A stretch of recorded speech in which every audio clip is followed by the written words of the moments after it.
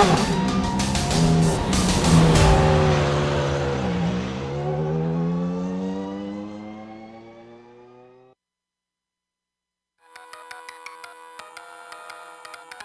the hustle of competing week to week, the off-season creates a chance to relax and recoup.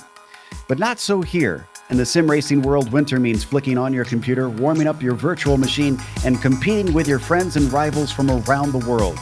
Which of our competitors will find reason to celebrate, and which ones will be left to stare out the window into the snow? We'll find out soon as we get ready to watch round 2 of the FEG PC iRacing Flea Market Winter Truck Series. And you'll see it all live here on the Global Sim Racing channel.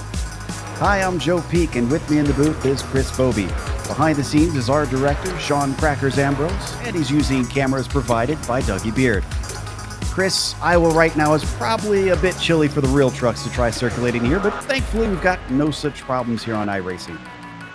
Yeah, here on the iRacing servers, it's a beautiful day amongst the cornfields at the 12 to 14 degrees of banking around this 3/4 of a mile, well, a little bit bigger than 3/4 of a mile short track.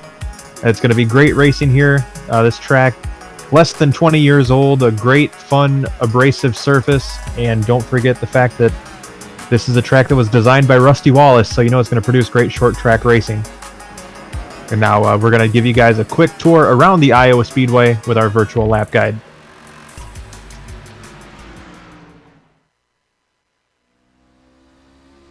Hello everyone and welcome to the Global Sim Racing channel. I'm Brian Yazek. This is the GSRC Silverado at Iowa Speedway. Fun little 3/4 mile short track right in the heart of America. So down the front stretch for your hot lap, you're going to try to find the bottom right here. Let it float down. There's going to be a big bump right there in the middle of the corner. Let it drive straight off. Not to get back into the gas too quick or the rear will try to meet the front of the truck. Down into turn 3 here.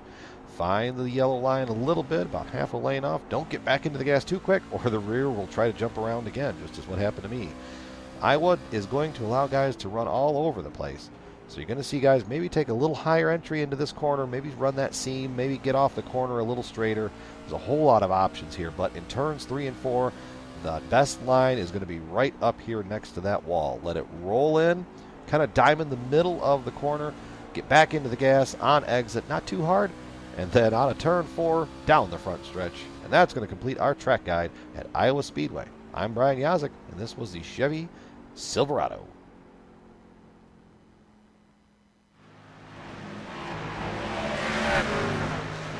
You see a lap around during the daytime here at Iowa, but we're racing under the lights tonight here for round 2.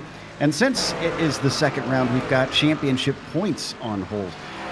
Andrew Melvin currently 1 ahead of Brad Bothwell. And you can see it's very, very tight up at the top. Now, what's interesting is our driver that won last week is not at the top of the points. That's John Jenkins, you see down there in tied for 3rd, rather. They have bonus points and penalty points in this series, and that's what's jumbled it around a little bit and allowed Melvin to be up at the top spot for now. Peyton Howell rounding out your top 5, of course. Now, in case we have viewers who've never seen this series before, or heard of it, or raced in it, Chris, what's the race details for tonight? Well, it's going to be an exciting race, to say the very least, Joe. Looks like 75 laps the distance. I can't read. It is a fixed setup division with no fast repairs. They do allow 2 green-white checker attempts, similar to what you see in real life with the NASCAR trucks. And you were right the first time, it looks like. Our graphic seems to be a little bit incorrect there. It's 125 laps that they'll be racing tonight. And as always, as you can tell by the title of this series, they're sponsored by FEG PC. FEG PC builds gaming PCs, and they've built over 1,300 units for iRacers. Their customers include peak pro drivers Malik and Nicholas Shelton, as well as professional driver coach Enzo Mucci, YouTube top Oval Personality Jason Jacoby, iRacing staff, and a host of other real race car drivers. FEG PCs start as low as $595 and all come with iRacing pre-installed, as well as major third-party apps to make it as plug-and-play as possible. In addition, FEG PC has agreements with most of the top sim equipment companies in the business and can be your one-stop shop for racing cockpits, wheels, pedals, shifters, and much more. You just order, sit at your home, and it arrives. All FEG PCs come with a 3-year back-to-front warranty and free tech support via remote service. FEG PC is a family-owned and operated business and has 10 years of sim racing experience. You can find them at fegpc.net. We're also sponsored by the iRacing Flea Market. The iRacing Flea Market is a Facebook page with over 12,000 members buying and selling used and new sim racing products. The link is in the YouTube description below if you want to check them out, see what kind of gear you can get your hands on. Well, it looks like we're just getting ready to start qualifying here. We've already had pre-qualifying because there is a big field of drivers that wanted to get in. The conditions on the track right now, as you'd expect here during the nighttime, are pretty cool. 68 degrees Fahrenheit, Chris. Now, I know in race conditions, we tend to see the high line be popular here at this track, but what about with these cool temperatures here in qualifying? Is that going to mean that drivers are going to be trying to run a little bit low on their hot laps? I think you probably will see that with the shorter distance and the tires being a little bit cooler because of the temperatures. We'll see the trucks going faster. That's kind of a product of the conditions. But adhesion may be an issue. One of the reasons they're faster is because there's less friction because the tires are colder. It's science. It's pretty cool. But these guys will be going quicker, and I wouldn't be surprised to see them trying to duck a little bit lower just to get the extra heat in the tires.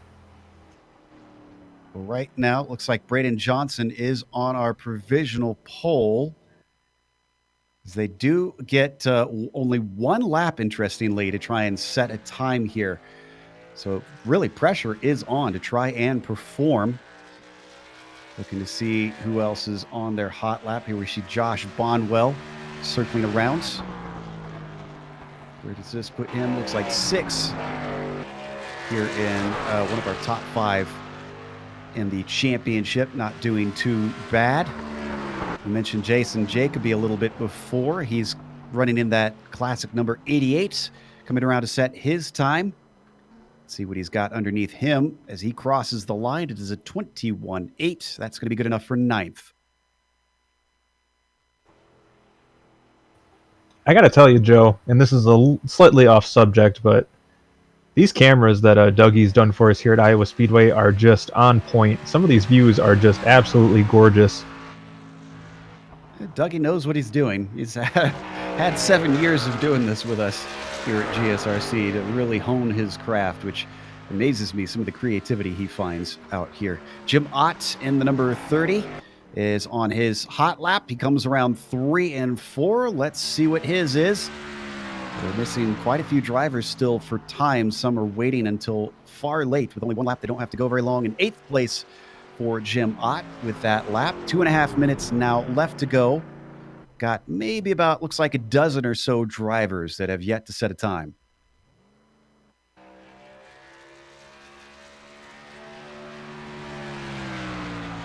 Again, they only get 1 lap, so we're watching Jacoby, but he's already set his single lap. So at this point, he's just getting a little bit more practice in to get a feel for what it's like out on the circuit in these conditions.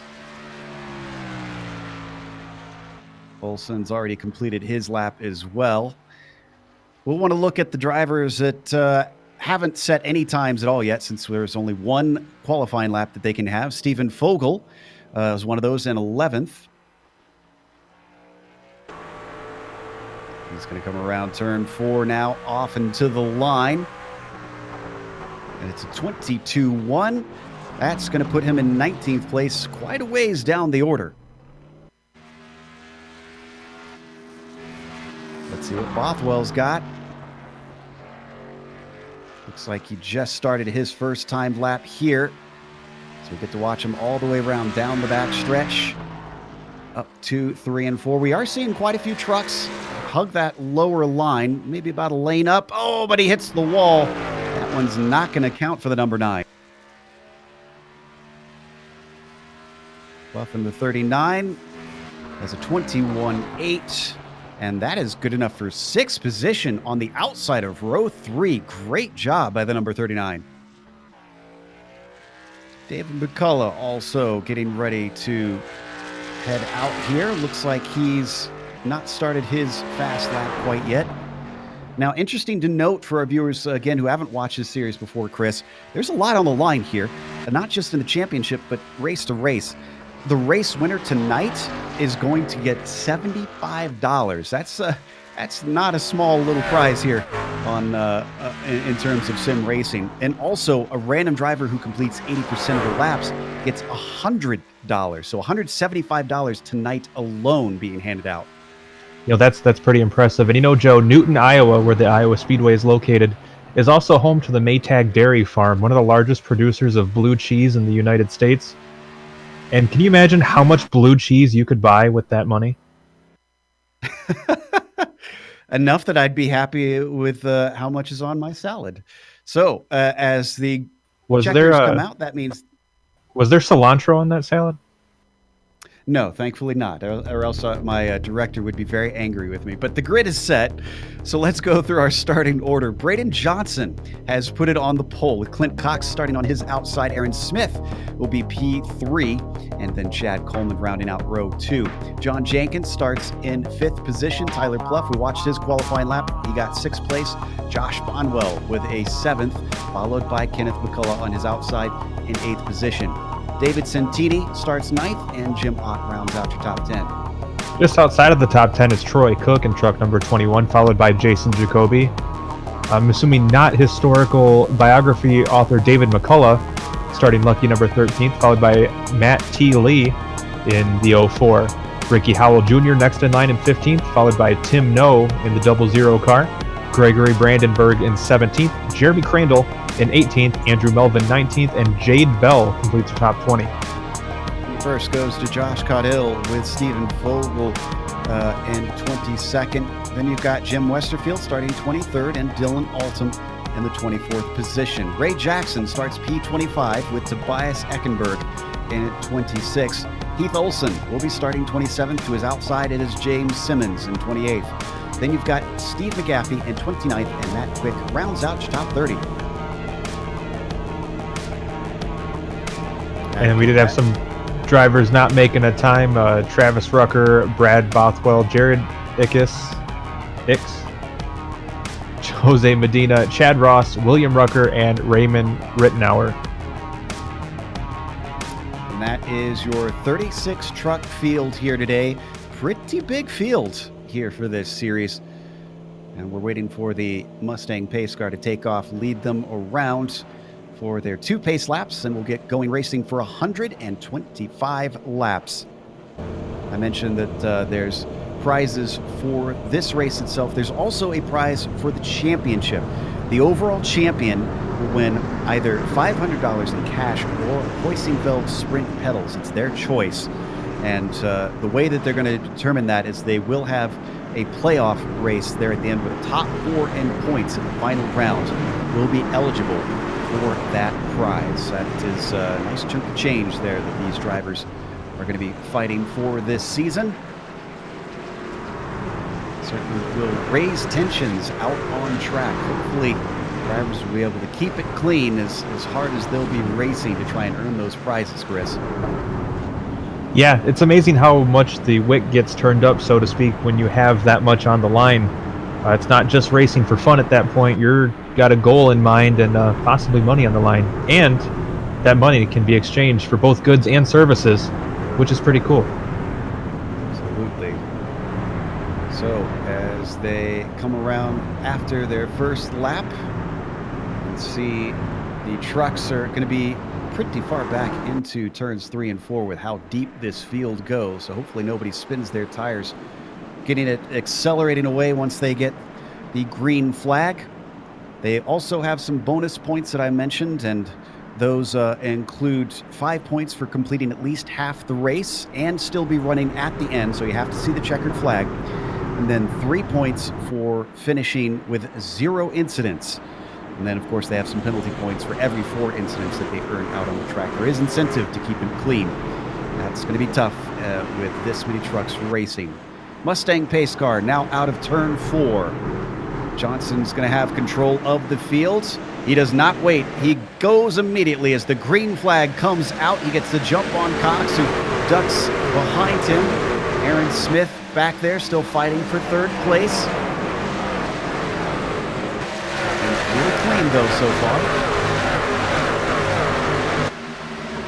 Yeah, this is a bigger short track, but still a short track nonetheless. And while it does allow for 2 and 3 wide racing, it definitely can get a little bit dicey with this many trucks in the field. We had 3 wide already. It was between Pluff, Ott, and Jacoby. That was back in 6th, 7th, and 8th place. They're still very close together. As you can see, they're coming around 3 and 4 to complete lap 2 now. Jacoby and the blue car that's below. He gets in front of the red truck, rather, of Pluff. And did we have a change for the lead? Yes, we did. Cox has already passed Johnson. Let's take a look at how this happened. Looks like it started on the backstretch of all places. There you can see he's already to the inside through 3 and 4. Carries the speed off the corner and then sends it into 1 and completes the pass. It is a bit of an atypical move here at Iowa Speedway. As we mentioned earlier on, the outside groove typically can be a little bit quicker thanks to the different degrees of banking. You're able to carry a bit more momentum in that high line. But I guess Clint Cox showing some power early on and getting it done. Got some action back around 9th position, but that's because Pluff seems to be continuing to fall down the order. He's lost another position to Bonwell, who moves up to 8th, and now he's going to lose 9th to Matthew Lee. Side-by-side action in front of Lee as Jim Ott up on the high side tries to keep ahead of Bonwell, and once again the low line providing a better shot off the corner. I think this is a product of that one lap, one shot qualifying that we see. You know, it sounds bad, but it's easy to put in one good lap.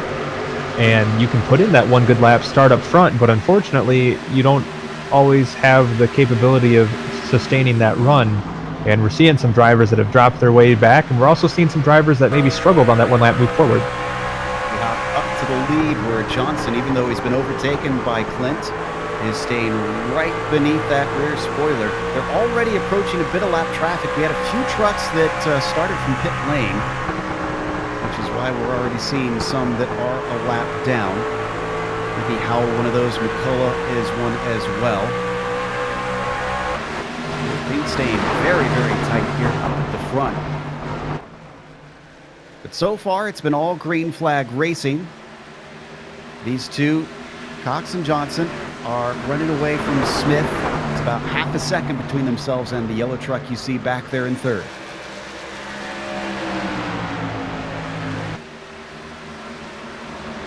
More problems for Bluff.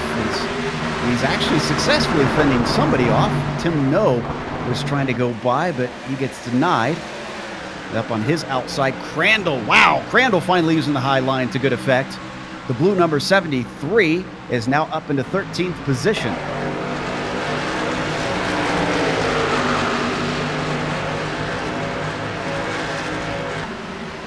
So as they continue on their way around, we got a bit of a battle now for 5th position, 4th position actually. Chad Coleman on the high side of John Jenkins. Number 36, a little shallow down there on the low side. Drifts back up and gives it up.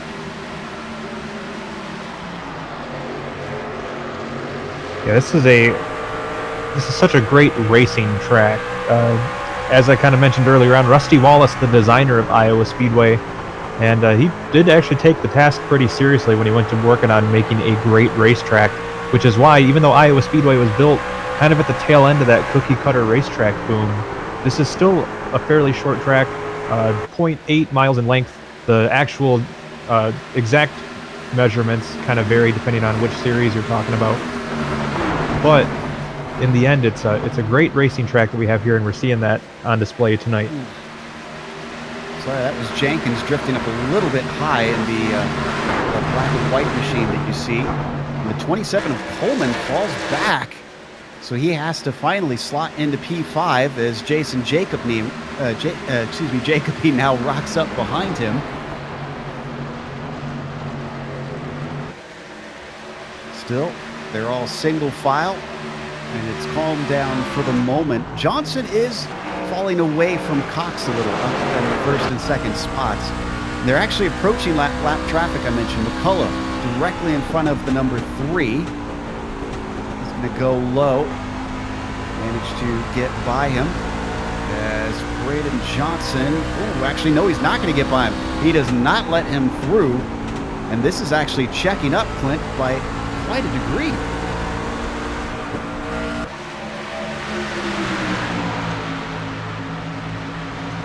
So that gap is now absolutely closed up between them. While it was half a second before, it is down to barely over a tenth now. Yeah, very, very close battle up front. Got a nice battle back in 14th and 15th. Jade Bell, Gregory Brandenburg. They're also joined by Tim No, who we saw fighting before. No back to 16th, unfortunately, now. These two teammates, could they work together maybe to try and get their way past Jade Bell? Well, that's certainly not going to work out for Brandenburg as he drifts way up high. Did he brush the wall off of 2 there? If he didn't, he got about as close as you can without hitting it. Oh, and sorry to jump us around, but Jenkins and Smith swapping third place. Aaron Smith falls downwards into P4. The podium goes to the number 36. Smooth move there from the white and black truck that we ride on board with right now. Jenkins watching as he immediately leaves Smith in the dust. Something wrong with the number 70 here? Yeah, for as close as they've been racing up front, it's very surprising to see him drive away like that. Nearly 20 laps in, we've yet to have a caution so far. Wonder if any drivers who don't have a good long run truck are starting to feel it as Jacoby now comes up behind Smith, gets right underneath him before he ducks down to the low side. Can he get this done? He's got the shorter line, but less banking. He drifts back up and slots in front of him with not much to spare, to be honest. Yeah, that was a very authoritative move by Jacoby as he just sent it in there, and I guess it's better to ask forgiveness than permission. Just behind them, look at this battle for 6th position. That's Bonwell on the low side in the orange and black truck. Coleman going to deny him as he carries his speed well off the high side. The 27 of Coleman keeps 6th for now. That actually opens the door a little bit for Ricky Howell underneath Bonwell. Finds that the low line's not working for him. And then it ricochets back into Matthew Lee, who looks like now he's going to have a go at an attempted pass. Yeah, Bonwell in that very unenviable position of having to try to work his way back around. When you get past like that and somebody kind of takes your line away, it's a really disconcerting feeling, and it takes a lot to regain your composure. Ooh, as he makes the move, but looks like he loses some ground as he slides upward 3 wide into the corner. Yeah, we couldn't see it from on board, but he barely gave enough room. To his low side was Coleman and Howell. They now go back to 2 wide with Howell on the low side in the green and black truck. Still trying to sort this out as he almost drifts up, and just behind them, truck nearly losing control. That was David Santini that we saw in the 19, slipping up a little bit, having to catch it. He probably had the same reaction we all did to the battle between Coleman and Lee there. Or, excuse me, Coleman and Bonwell? That's it. Names are hard. New series, so we're working on it. But Bonwell's not out of the woods because Howell is back underneath him here. He's got a good run, and coming off the corner, he's staying about even. They're also catching up to Smith just in front of them. That's the yellow truck that we mentioned lost 3rd. He's already lost 4th. Jacoby. I think your theory that he might be having some issues may not be that far off, Joe. He was running right up there towards the front with the leaders, and now he's fading fast. Very much. Wow, they're both going to get a huge run here, and that's actually going to box in Bonwell. He's got no place to go. Howell takes a little bit of a look. Bonwell thinks about 3 wide, but then reconsiders. Back backs out of it once more. Looks like Howell's not going to be able to make the move on Smith, so they all go single file for the moment. Whoa, that was a bobble from Howell. Slides all the way up the track, and Bonwell ducks low to see if he can sneak through. A little bit of a connection issue for the yellow car in front of them. Bonwell can't drift up, though. His momentum interrupted. Chad Coleman instead is going to look to the outside now to see if he can get by Bonwell yet again. It seems to me like Bonwell's a very routine-based driver. He kind of gets into a rhythm, and it seems like once he's able to hit his marks and race his race, he really picks up and he gets right by the guys that he's racing with, but he gets off his rhythm a little bit. Seems like he loses some ground. They lost ground to Lee, who also is getting by along with Coleman. And Santini's thinking about it. Oh, but he gets cut off and he has to duck down low. Boy, these drivers are extremely aggressive about chopping drivers off on the exit. Yeah, they're very quick to want to be clear of the driver in front of them, whether they actually are or not. So far, it hasn't produced any accidents, but it's amazing to me that they're willing to risk their vehicle like this. Up in front, we got a battle between Smith and Howell once again. And actually, no, I take this back. Is Howell a lap down?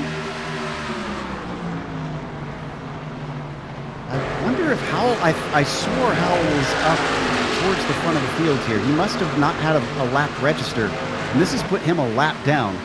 Yeah, he was battling with Bonwell and those guys for quite a while. So, not sure if the stewards are going to allow him to get a lap back or if he's going to be stuck having to try and get a lucky dog here.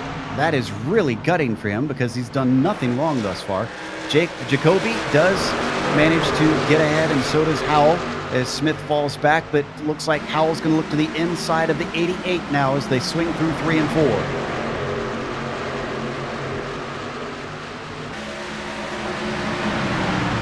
Ahead across the line that time. Can the 18 complete the pass? Not quite yet. He gets a little bit ahead, and this time he is definitely fully clear. I was going to say give 4th place, but it's give 34th place rather to Ricky Howell. Keep forgetting that he is not battling actually for position there. Ooh, more lap trucks. Yeah, that did not look very smooth there, getting around the lap truck. William Rucker was the one that is gone low that they're getting by. Oh, we got a caution. Trying to spot who this was with. There's a whole slew of drivers down in the infield grass. Looks like Simmons might be one of them involved.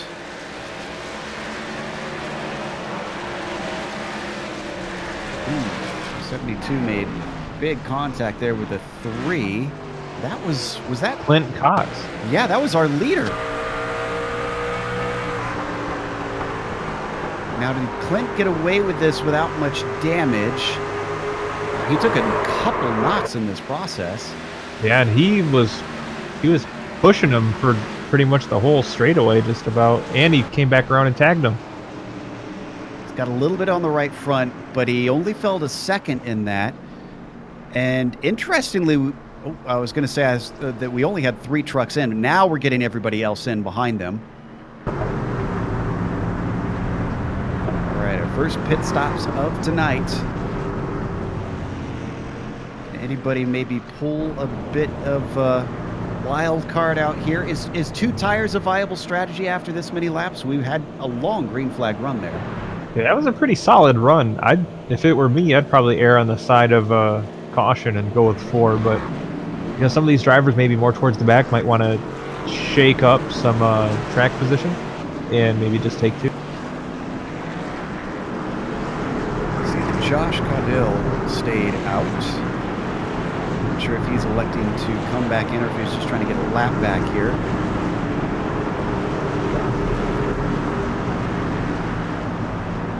Just about everybody has come in. The lap trucks are coming in now with a few of them Jenkins electing to stay out also to get laps back.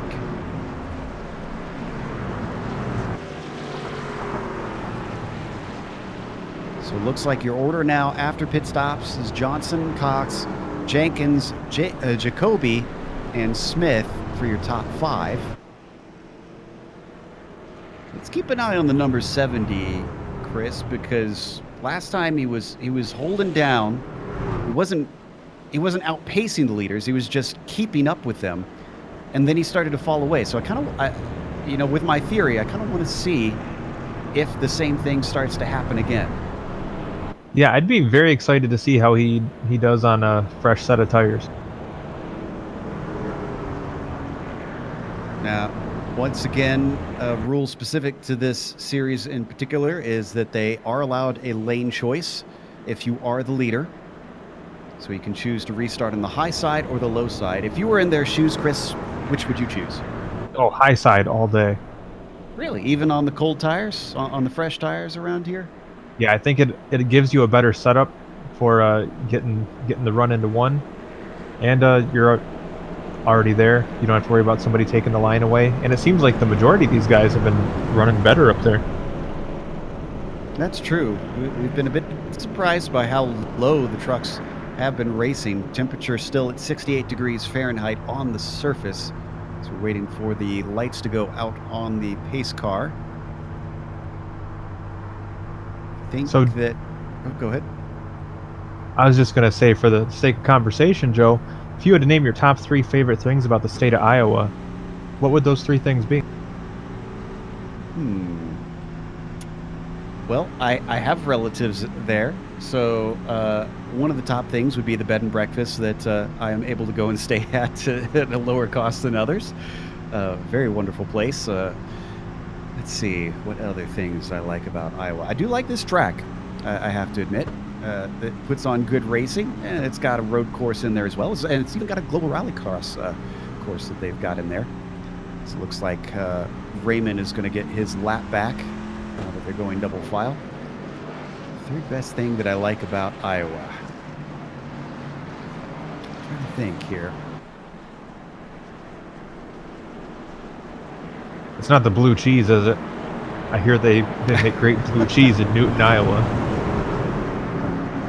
Actually, you know what? Cedar Rapids has an excellent burrito restaurant that does sushi burritos.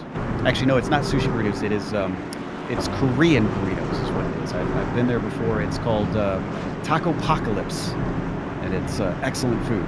So that is that. Actually, I shift them around. That is my favorite thing about Iowa, is that restaurant right there. But we'll talk about that a little bit later, because we're getting ready to go racing once again. Johnson up at the front after losing the lead for much of that first stint, gets the green flag. He elects to take the low line, like you said, Chris. The number 3 already under threat from Jenkins down underneath him.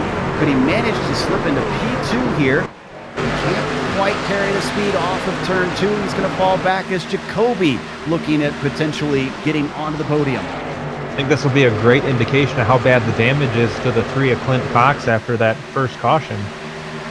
But it looks like he's not hurting too bad, as he's now trying to fight back for the lead. Around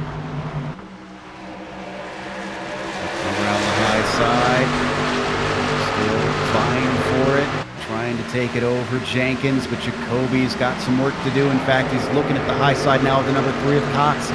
Could he maybe get in there? Not quite, but he at least gets the momentum to get himself ahead.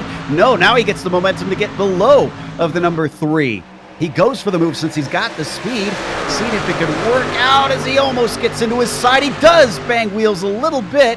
They both continue on. Sends it in incredibly deep. Jacoby is maybe even spying the lead here. Well, he definitely drove it into the corner, but unfortunately kind of washed up on him, so he's relegated back to 3rd. But he is definitely not giving up yet, Joe. Watching from on board. Things finally settle out, so your order is Johnson, Cox, Jacoby, Jenkins, and then Smith has a side-by-side battle on his hands once again. Lee, down on his low side, is looking to try and peel 5th place away from the yellow truck. Oh, we got a caution. Looks like Bothwell on the front stretch. He had a little bit of contact with what looks like Brandenburg coming off of turn 4. No, maybe not. From that angle, it didn't look like he touched. Well, I guess no fear gets replaced by one fear, and that is spinning out and finding yourself at the back of the pack. I can respect that one, Joe. That was good. Thank the internet for that meme, though. The number 9, unfortunately, is now down in 27th after that action. Okay, this was a much shorter run. Is it worth coming into the pits this time, Chris? I'd say probably not. But then again, usually what I say, the drivers always end up doing the opposite of. So I guess we'll see. As of course, looks like they all come down the pit lane. And Johnson's coming in. Pretty much everybody behind him is in. Any risk takers? I see Ricky Howell getting his lap back. We were watching him battle with the leaders before after some sort of timing and scoring error. Everybody else, yeah, everybody else is a lap down, looking to get their laps back.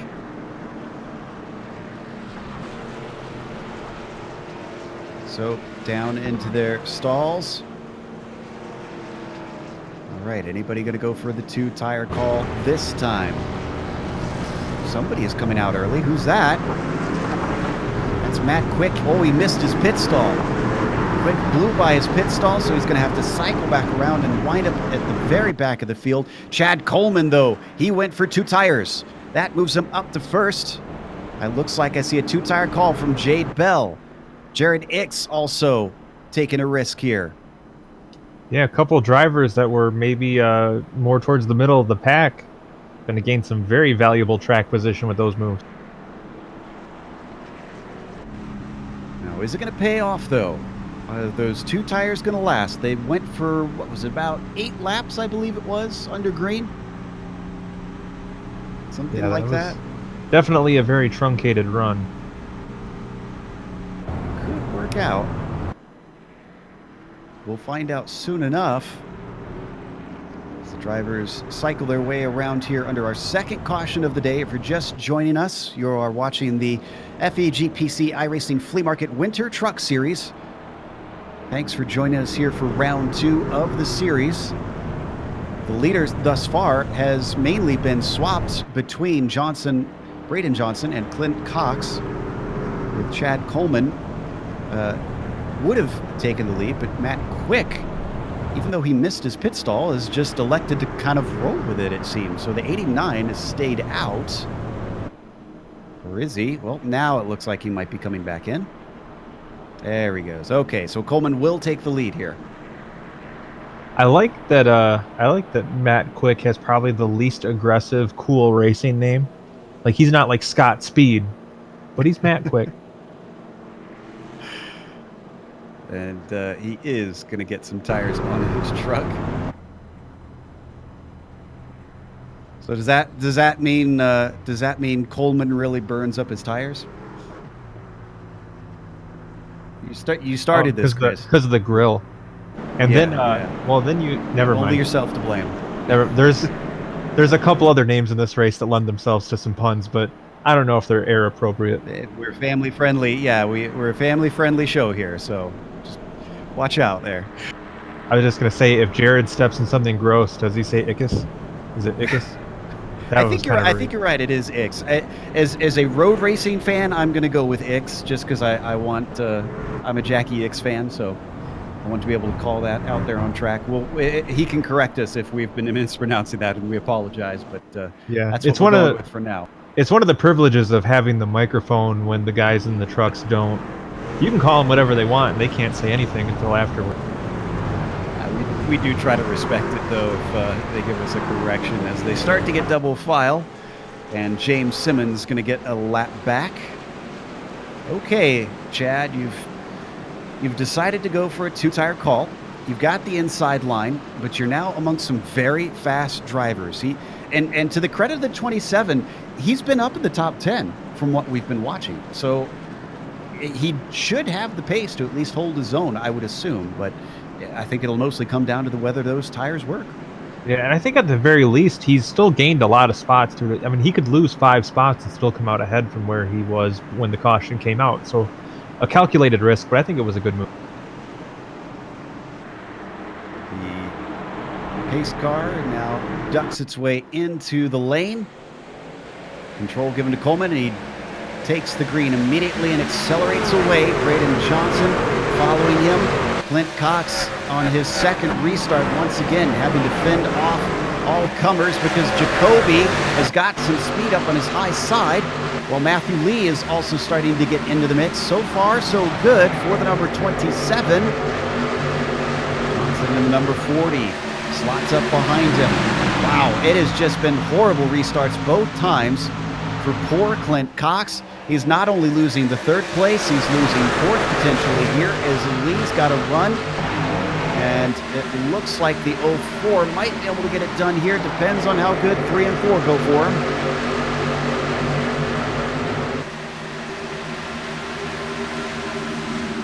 I gotta say, I'm very impressed with Chad Coleman on this restart, though. I'll be honest, I really wasn't expecting him to hang up there very long, but not only is he hanging tough, but he's also putting a little bit of a gap on second. Clint is most certainly not hanging tough. Lee has not only gotten by, but Jenkins is now up to his outside as we got some battles back in 10th place. Jade Bell with Josh Bonwell. Just before they can settle out, a caution comes out, and that is Chad Ross. We are getting a little bit of yellow fever here in the middle of the race. Yeah, we had a pretty good green flag run there at the start, but a couple cautions right in a row here as we follow along with the all on his lonesome. Just started to lose the rear of the truck. And Ross was one of those that only took 2 tires, so I wonder if that loosened up the vehicle for him. That's probably a pretty solid possibility. Also, I think turn 4 is a little deceptively tricky here. It looks pretty simple with the tri-oval design, but it's probably pretty easy to end up driving down that banking where the track levels out a little bit and lose the rear. Gonna wait to see if we get pit stops here. I don't expect them, but this did indeed work out for Coleman. Seems to be on pretty even footing now with those around him.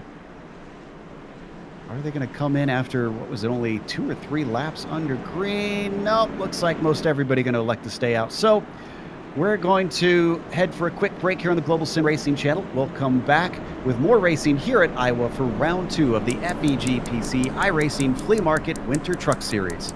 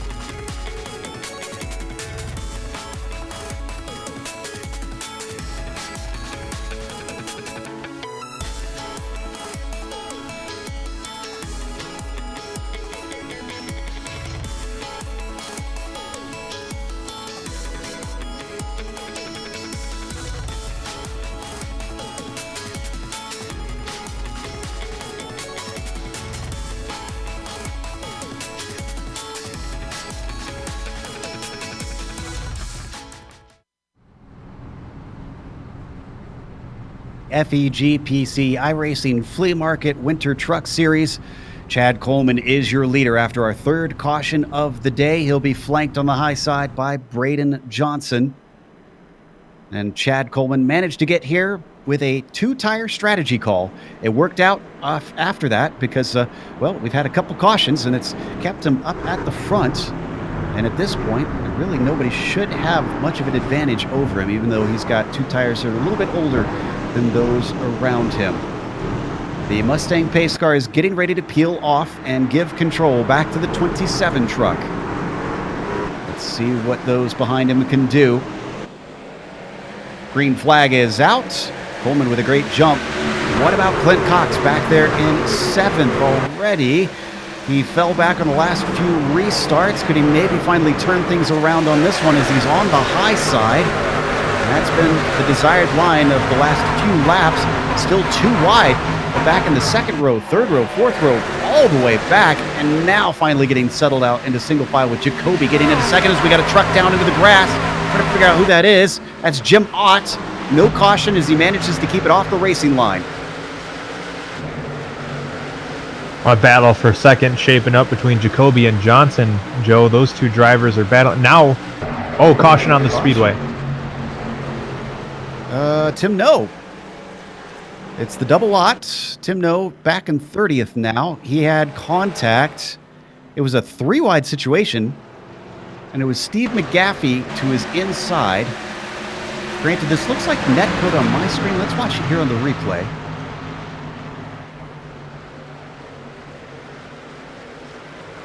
Hard to tell from that angle. You can see the results regardless. Sent No back up into the wall. Gonna watch it from a different angle here. Oh, yep. That was serious netcode right there. Well, that is horrible for the double lot, especially considering he was fighting at the back of the field. Really not the way I'm sure he would have wanted to cause a caution or really find himself with that much damage. Now, we do have some takers for the pits and some non-takers here. We got mixed strategy on in the field, Chris. Yeah, I'm actually really surprised to see Coleman still on the track, seeing as he has only took the 2 tires. And you have somebody like Jason Jacoby who's really thriving out on the track, going to be restarting right to his side. But these drivers taking tires, what do you think of that move? Well, Clint Cox has decided it's worth coming in to take some. Looks like Jared Ix and Jade Bell get out before him, though. And I think Jared Ix took 2 tires. Actually, yeah, both he and Jade took 2 tires, hence why they got out early. This is certainly going to put all of them way down the order and not with the most desirable track position. They've got a lot of work to do. Imagine these drivers will be hoping that we stay green for a little bit now that they have the fresh rubber on those trucks. And this time across, I believe, if I'm getting my math right, which is always difficult here on GSRC, I think we're halfway now at this point. See a few more takers this time around that didn't like their call before. Kenny Mccullough has decided to come in, so he's taking tires. I see Raymond Rittenauer also coming in for a little bit of a late stop there.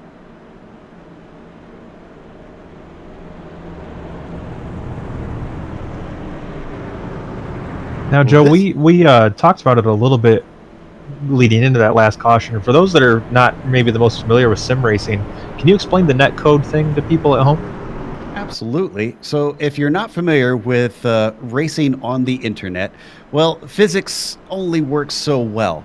It's sort of bound by that, the speed of light and whatnot.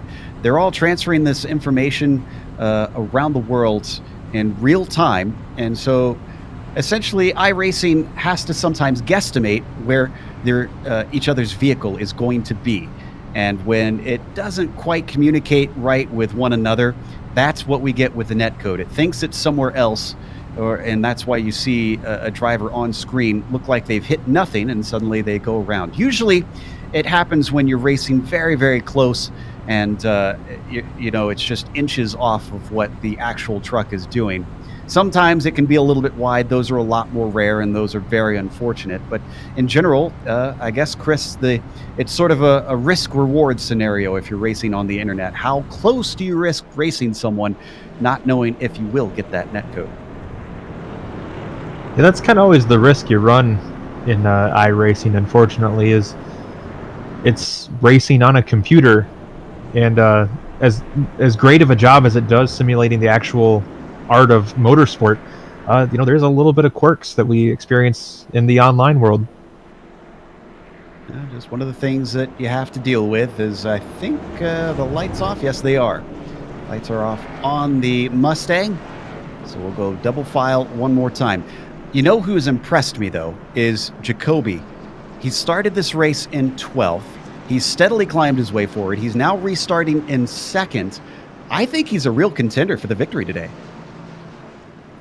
Yeah, Jacoby has been bad fast the entire time and looked very impressive all through his charge up the field, and he could definitely be a threat here. So what can he do with a high line on the restart as the 27 is elected for the low side? We'll get going on lap 66.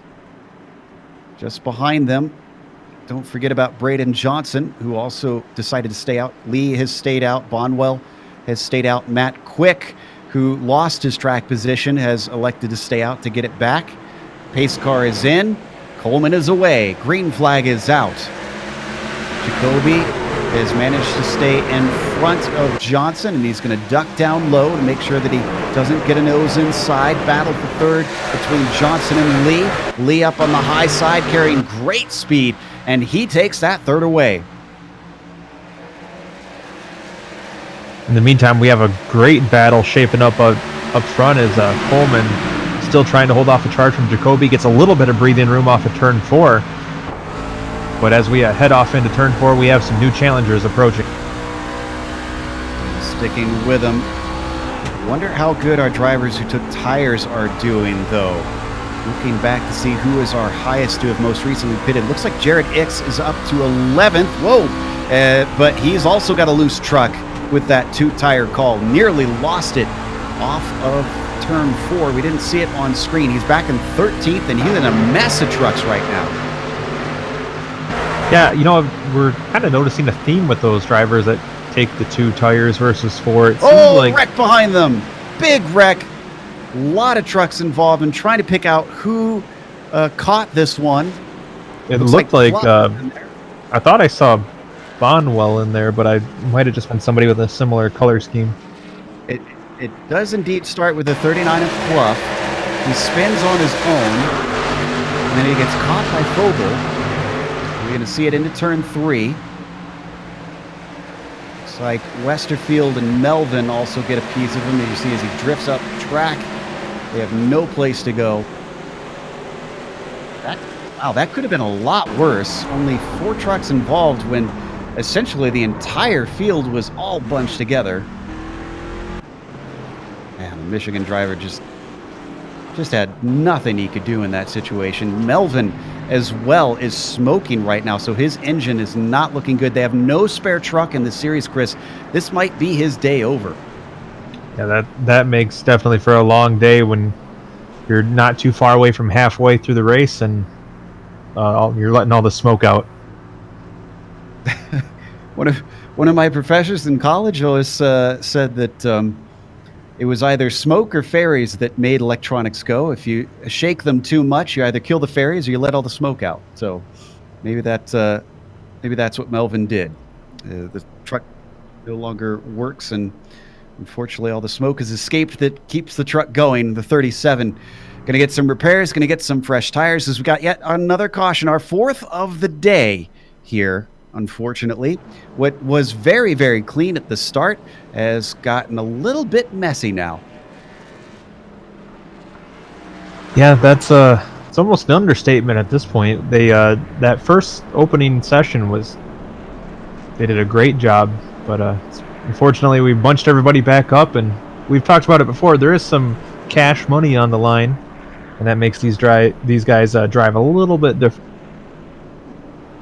Currently, we've got 29 trucks still on the lead lap of our 37 starters. Stephen Fogle is going to be the last one. Even though he was involved in that incident, he's managed to get back out. Pluff is going to go a lap down. Melvin joins him, unfortunately. See Westerfield also taking repairs down in there. Here's Fogle returning to the tail end of the field.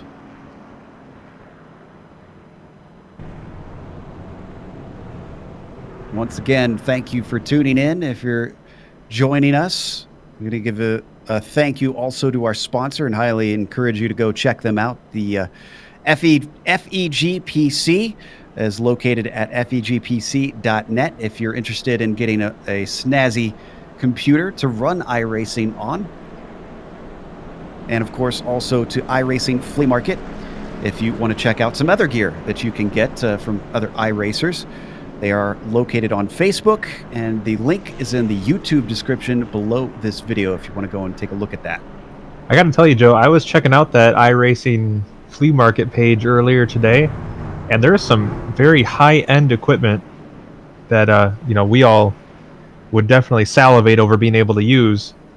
And it's a very reasonable price. iRacers from all over the world in there, and lots of great deals to be had. So if you're looking to upgrade your equipment, it's definitely the first place you should check out. I am of a certain generation that enjoys going to flea markets and stuff like that. So my question is, do they have any ugly sweaters that I can get there? That's what I'm really looking for, Chris. I don't know. Does Fanatec make an ugly sweater? Well, we need to tell them to get on that. I mean, maybe someone's racing room is getting cold and they need a sweater. That could be considered racing gear. So I don't know. We'll debate that a little bit later. But right now, as we watch from on board, they're going to get double file once more because the lights are off on the pace car. Interestingly, as we ride on board with Lee, he's clutching it a little bit to save fuel. They do have they've limited the fuel tanks to 65%. I don't think he can get to the end from here, can he? I wouldn't think so, but I mean, there's never a bad time to start saving, I guess. Very eco-conscious, I suppose. He's getting himself off for potentially maybe a quicker pit stop later on. Who knows? They are in Iowa, so maybe they're running ethanol. That doesn't get as good a gas mile. Have you seen the corn mascot that they have here? Everybody needs to look that up, but we'll talk about it later because we're going green now. And once again, it is Coleman who has control of the field. Green flag is out. Once again, a very good jump over Jacoby. Jacoby, though, he ducks down low early to try and cover off Lee, who's fighting with Bondwell. Bondwell up high. Is he able to use the speed we've seen? Oh, we got a big wreck behind them. A bunch of trucks involved in that. I see Olsen in there. Oh, they're all piling in. Santini involved in it. Looks like it happened just in front of Santini. It was Troy Cook, the first one with issues. He gets tipped in number 21. And Jared Ix is the one that tips him. You see it on screen. Then from there, it's actually not even Santini. It is Santini that spins in front of them, rather. Excuse me. That everybody kind of piles into and has to try and split off to try and avoid. Jim Ott involved in that one, it looks like. If you want a good escape, Clint Cox, one of our front runners who got sent down the field, the number 3, did a magnificent job weaving his way through that.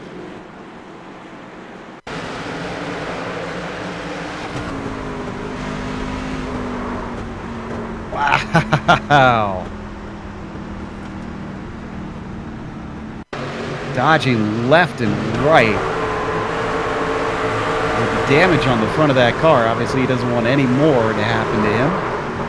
Front of that truck, rather.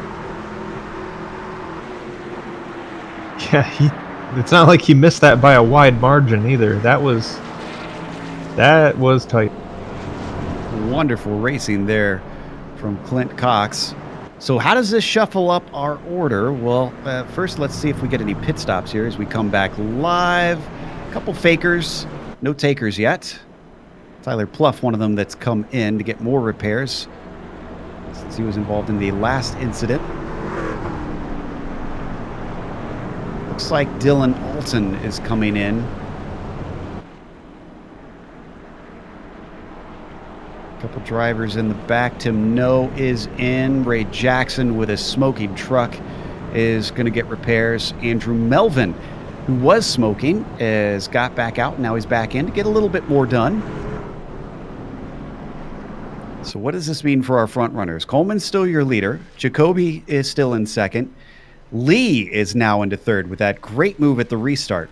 Josh Bonwell is in fourth position. Aaron Smith, despite all of our naysaying and doomsaying, the number 70 is still running P5, helped a little bit by these cautions. And then it's Matt Quick now behind him. And I noticed Lee is still... He's running down on the apron. Is he coming to pit, or is he just... I think he's saving fuel. fuel. Looks like he's just trying to save fuel. Yeah, that's definitely a fuel-saving maneuver. Just riding on the apron, shortening the track up. Interesting stuff from the 04. Let's keep half an eye on him, because that could be a development later on. Already on lap 78. Really, it's just been very quick cautions back to back ever since roughly about lap 35 or so. So you were telling me, or beginning to tell us, about a story involving a corn mascot?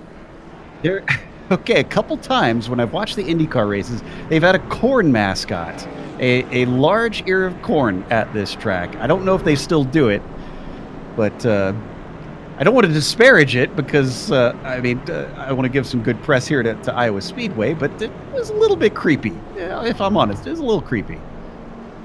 This giant smiling piece of corn. Because it was corn, or because it was smiling? Well, are you anti-corn? No, not anti-corn. Just, if you saw a giant smiling piece of corn approach you, how would you react? Let me ask you that. I guess it depends on where we're at. Some sort of food version of the island of Dr. Moreau, maybe, but... Is there butter around? Is that your defense? Is it considered cannibalism if you eat an anthropomorphic ear of corn? These are philosophical questions that need to be asked. But right now, what we need to focus on is the fact that the lights are off on the pace car, because we've gone double file once again. As Coleman's going to have control of the field once more.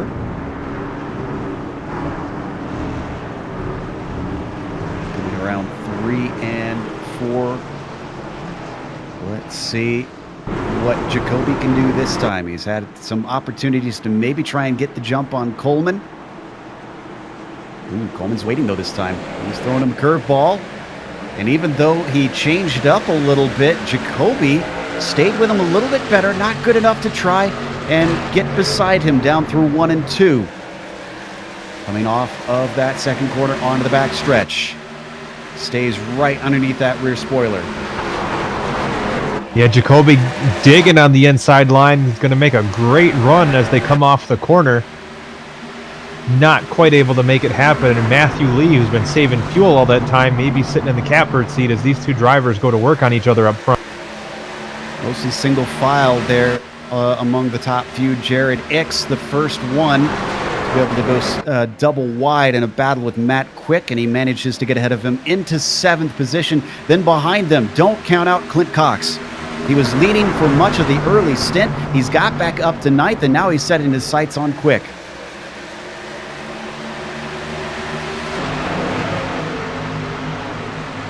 Big group of trucks back here. Quick on the high side, 3 wide now. Jenkins in the number 36 on the low side of Jake Bell, who can't quite get the shot off the corner. That's going to bring Brayden Johnson, another of our drivers who's led laps in this race, to try and see if he can keep up with the number 3. He decides to go 3 wide as well, to the inside of Quick, to the outside of Jade Bell. Down into 3 and 4, still not settled out. Behind them, watching, that is Howell Jr. and Jenkins. Momentum in favor of Quick on the high side. That gets him too wide once again. Quick still not giving it up in that number 89.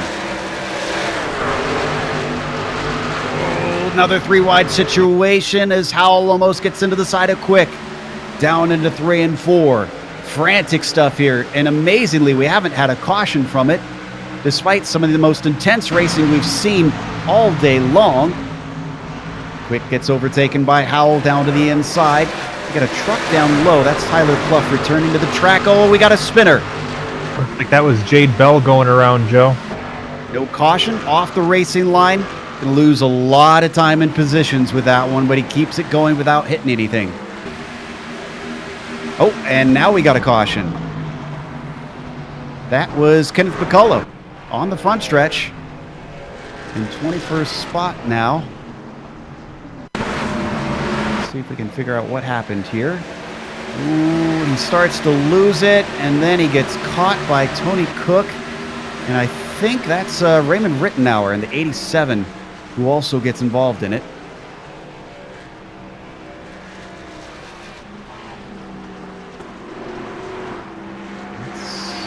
Watch from on board the 87's perspective here. Oh, just a little too late there. I think he actually didn't even run into the initially spinning truck. Yeah. Oh.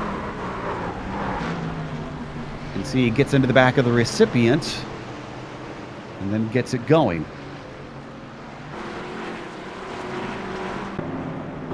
Well, that was some wild stuff. But I think we're about to get some more pit stops. We've been 40-some laps for some of our drivers up at the front. And despite a lot of yellow flag racing, they haven't saved enough fuel to keep going. They're all going to come in. Now, when you have somebody like Matthew Lee, who's been saving fuel for quite a while, now you got to think to fill that truck up, it's going to take less time than everybody else. So this might get him a little bit of a quicker stop. Well, is it tire limited or is it fuel limited on your pit stops? That's what I'm curious about. That is a fantastic question. Everybody down into their pit stalls. Some of those drivers who are a few positions behind but now have pit stalls up at the front could maybe gain some spots. Looks like Lee is going to leapfrog Jacoby. Good call there, Chris. It did help out. And he did take 4 tires. Now, Ricky Howell, he took 2 tires. So did Jared Ix. And we've seen Ix, I think actually Ix and Howell use this before. Jared, of course, had a tough time keeping the truck pointed forward, though. And with some other trucks coming in to pit, is this going to move him up to the lead? No, it is going to be Crandall who is our leader. But he didn't come into pit, so... Ooh.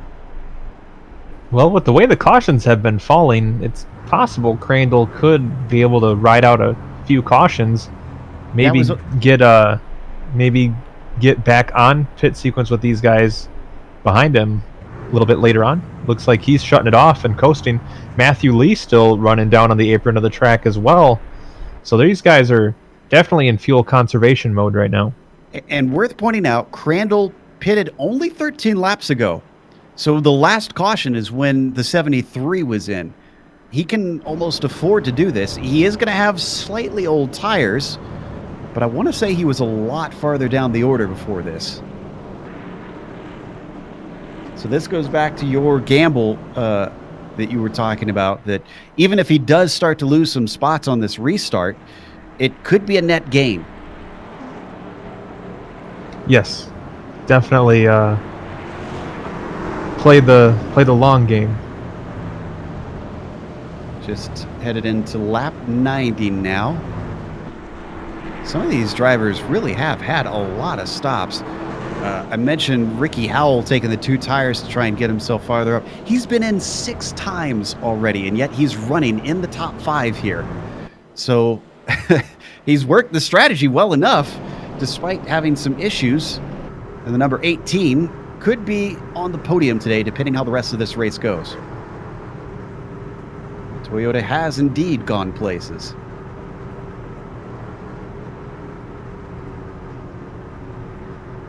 Jared Ix, where did he start this race? He was P33 on the grid. He did not put a qualifying time in, though. Even still. That's a tremendous charge. Yeah, it is. Great recovery. Whether or not you qualified or not, you still got to pass the cars. And then you got to hold your own. So the lights being off, can he hold his own today? Can Crandall manage to survive on 15 lap old tires? Now it's going to be 16 once we go green. Where's our drivers who have been running up front for much of this race? Coleman's back and forth now. Cox is sitting in 11th. Johnson is in 9th position.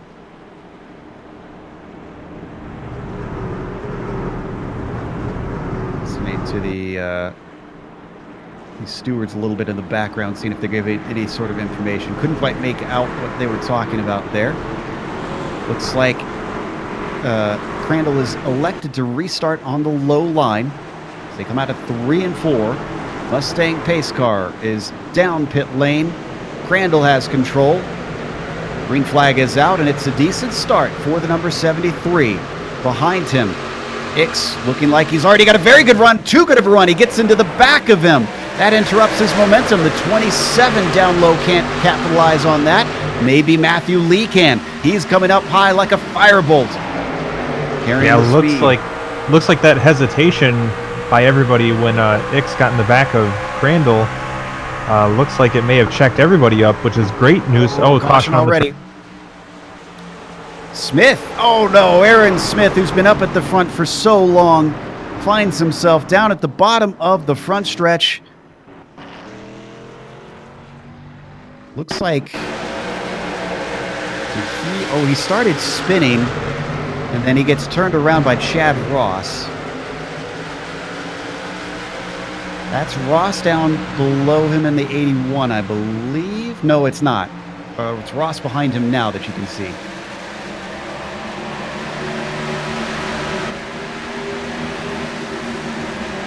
He started spinning, and then the contact might have been a little bit of net code. They went 4 wide behind him to avoid that. Yeah, he looked like he might have been loose for just about the duration of the straightaway. Like he was loose for a while. He was doing a pretty good job of holding on to it. You can see right there, he hung it off loose, pretty much off the corner. And yeah, despite this being a landlocked state, he managed to fishtail it for quite a while. Didn't catch it though. Clint Cox once again avoiding the chaos and avoiding the drama, despite it happening all around him. That's going to gift him 10th place now. This has been a bit of 1 foot ahead of the other for the number 3 to get himself back into position to try and contend for the win. That damage on the front of the number 3, though, is this a track that aerodynamics are important enough that that'll hamper him, or do you think he can get away with it? well, normally I would say that it would probably cost you because this track is big enough to have aero play a role. But look at somebody like Clint Cox, who he is running a little bit lower than he has earlier on in the race, but I think that's more due to track position than aerodynamics, and he's been pretty wrinkled up for the duration of the race. And he's able to hang in there for the most part, so I feel like it's probably not as important as I thought it was going to be.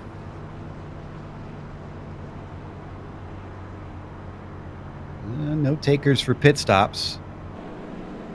Waiting to see if anybody comes in. Doesn't look like we're seeing anybody, and Crandall can't afford to with nobody behind him really seeing the point and coming in at that short of a stint. Crandall still using the clutch to try and coast it a little bit here.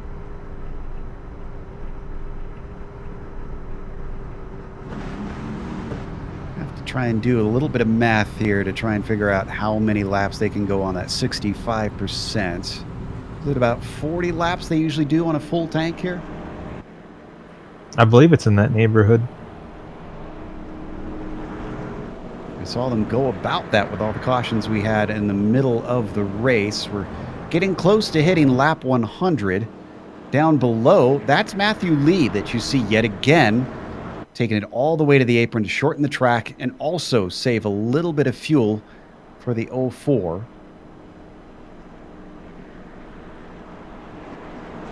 And that's a move that he's been playing at for very early on. I really think that helped him gain a position under that last pit stop sequence as well. Let's take a quick glance at all the losers and gainers out here today with the positions. And just no surprises, we talked about Ix already going from 33rd to 2nd. Not too bad for Matthew Lee as well, up 11 spots. Crandall himself up 17. Look at Matthew Quick, 21 positions up. And then Ross as well, 24 spots gained for him. A very, very jumbled field.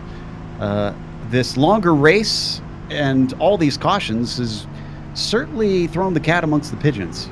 Yeah, not only that, we've had just a huge variety of strategy throughout this race. I mean, you have somebody like Jeremy Crandall, who's a pit stop behind everybody else, and he's out in front leading. You have somebody like Matt Quick, who botched a pit stop pretty bad, ended up driving right through his pit stall and having to come back around. He's up there in the top 10. And you have somebody like Clint Cox that was involved in a pretty decent accident. He's there in the top 10. I mean, these guys have... I'm almost at a loss of words with just how great the strategy play has been as far as that aspect of this race. And how tenacious the drivers have been to try and keep in it, get themselves back in the mix, even when it looks dire. They're still waiting for the lights to go off on the pace car. Actually, no, wait. Are the lights off? The lights are off. They're not double file, though. Oh, they've been given the order to do a single file restart. So I guess the stewards were not happy with how they've been going with the cautions. In fact, the top two need to get a memo. Oh no! And they're into each other. What is going on? Crandall was just getting on the radio saying it needs to be a single file restart. Green flag is out. He is severely damaged. So is Jared Ix. Right before we went green, I heard Crandall come over the radio and actually make a statement to Jared Ix saying, "Hey, it's single file. You need to be behind me, not next to me." And then it seemed like they drove each other right into the wall.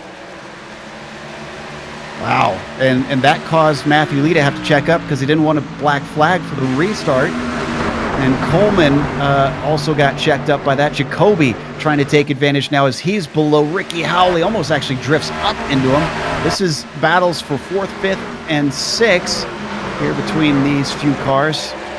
Few trucks, rather. Over under there for Ricky Howell, trying to get the spot back from Jacoby. Managed to get by, but Jacoby is too tough to try and pass right now. Up in front of them, Coleman fighting with Lee, gets to the inside. Can he send it in deep? Maybe pull a slide job here into the corner? Not this time.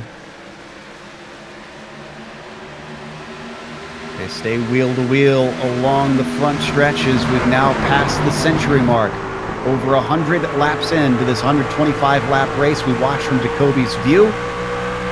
Lee gets the good shot off of turn 2. He's going to deny Coleman. Despite damage on our top 2, Ix and Crandall have been able to pull away, but I think now Crandall is suffering. Now that they're up to speed, Ix is closing at a high rate of knots, and he's going to look to the inside. We got a battle for the lead here. And you got to think there might be a little bit of hard feelings between these two after what we saw on that restart. They're giving each other plenty of space. Ix ducks down low. He's able to get by. Crandall's going to cross him over, though. Ducks down low. The 73. Can he carry it? It's looking harder and harder to try and make that low line work. No, that is not working at all. He falls back very quickly. In fact, despite racing side by side, both Lee and Coleman are starting to gain on him. They're going to demote him yet another position potentially here. Jacoby trying to see if he could follow through, but he might get boxed in. Could he go 3 wide? He's going to try it. Oh, no, they get into each other. Jacoby actually turns him over. Big wreck on the backstretch, flying up into the air. Crandall involved in it. I believe Brayden Johnson also involved in it. 2 of our fastest drivers this race collected in a messy incident. Let's watch this replay one more time.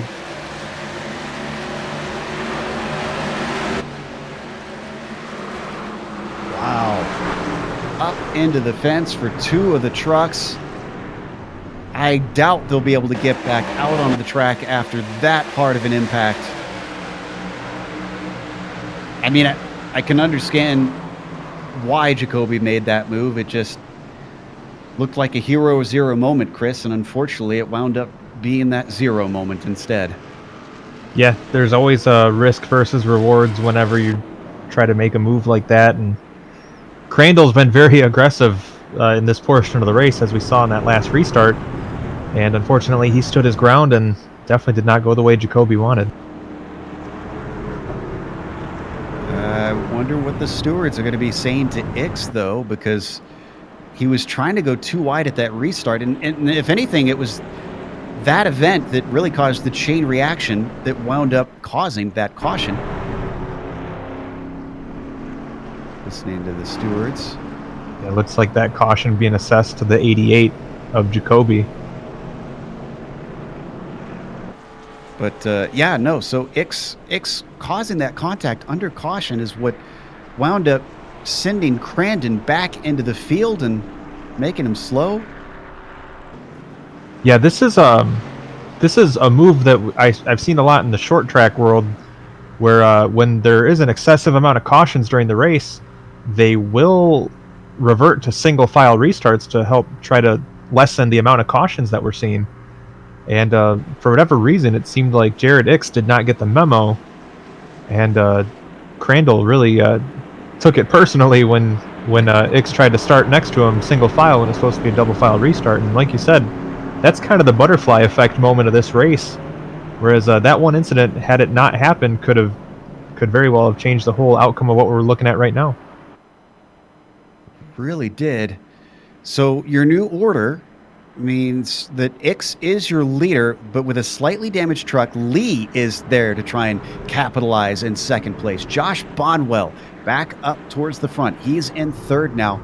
And Ricky Howell, despite effectively, I guess, doing an extra lap compared to everybody else, he's back into fourth.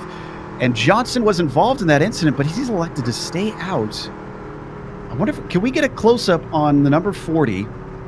I wonder how damaged Johnson is now, having caught quite a bit of that wreck.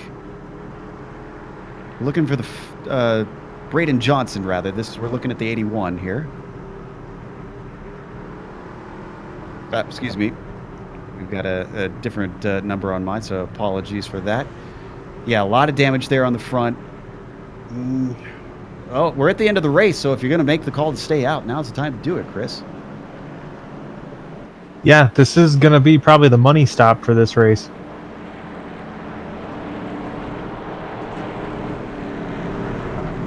We didn't have a lot of drivers come in this time, though. The highest driver to have pitted this caution is Tony Cook. He's back in 14th.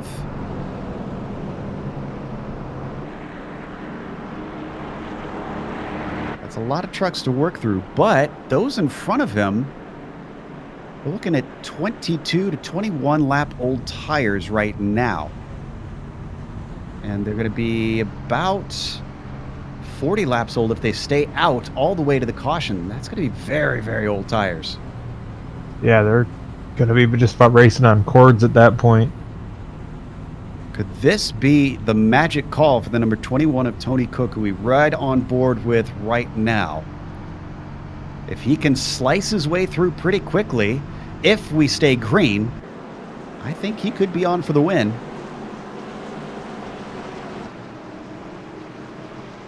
And I think lights are indeed off. Have to keep our eyes on that since it is single file still. We won't know them with them not doubling up unless we really keep an eye on that pace car. Restarting on lap 111 now. Round 2 for the FEG PC iRacing Flea Market Winter Truck Series has been quite a wild one. Very unpredictable. and full of twists and turns. Is there one more twist in the tail here for Jared Hicks? Because the pace car is off. He's got control of the field. He accelerates away, this time not trying to go double file. Matthew Lee stays behind him. Great jump back there between the number 3 and Brayden Johnson. Clint Cox might actually manage to get himself into 5th on this restart. Look at him on the high side, pulling a beautiful one over the number 81. In fact, I don't think the 81 is very healthy. We wondered about the damage on that truck, and he's falling backwards in a hurry. Yeah, you can see the bodywork all crumpled up on that one in several different spots. It's probably going to be a tough road to hoe for Brayden Johnson here in the last part of this race. Up at the front, Ix has not been challenged yet by Lee. He's also a driver dealing with a little bit of damage. Bonwell is falling back slightly. He's worried more about what's in his mirrors with Ricky Howell Jr. in the number 18 just behind him. Oh, and was that a move? No, that wasn't a move. That's lap traffic actually fighting with one another. And our leaders are coming up to it very quickly. Yeah, this will play a big role in how this race shakes out, is how these leaders approach the lap trucks. Melvin, he stays up high. He's going to be able to let him through. Nicely done there. Yeah, they caught him at pretty much the best point on the track there.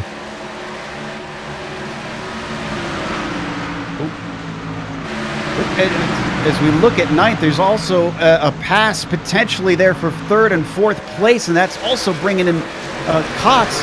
Apologies to our director. He's got a lot to focus on. Almost contact even between the 18 and the 56. Bonwell and Howell are getting feisty. Those two trucks have been just about... Oh! Bonwell claps the wall. Clint Cox decides to take advantage.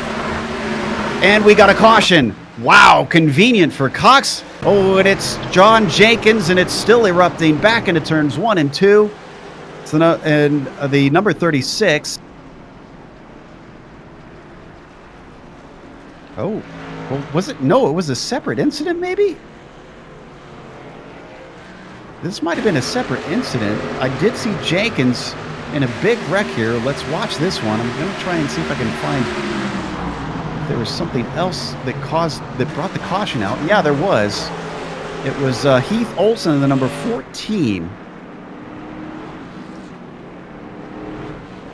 And he was involved with Chad Coleman, our former leader. Looks like Santini also took a pretty good hit to the wall there. So I'm not sure if that other incident up into turn 1, as we're going to watch here with a 14, just makes a little contact there with Coleman, gets turned around. Not sure if it was a case of them slowing up and causing a second incident or what. But, oh, we're getting pit stops. Getting a few cars in towards the back.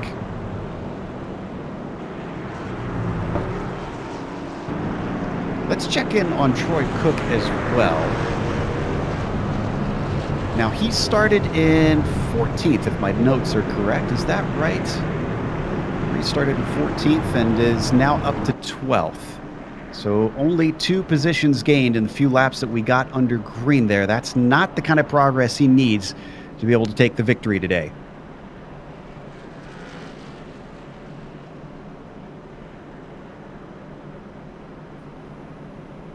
Drivers who have come in are Chad Coleman. Obviously had a little bit of contact, so he needs some repairs. Jenkins involved in that incident. He's getting repairs. I think those are all drivers that are just stopping in to get a little bit of sheet metal bent back into place. Yeah, it probably can't hurt at this point if they're already towards the back part of the lead lap to maybe get that straightened out and see if they can make it a little bit better for the last part of the... And they've changed it. Well, I guess they tried the single file and it didn't work, so they're going back to double file now. So it's like the stewards have elected to give us an exciting finish. And in fact, this might be our last restart because I don't think we're going to be going until at least 5 to go. At that point, if we get another caution... No, I take that back. We do have 2 green-white checkers, so this won't be our last restart, but we will go to overtime if we get another caution.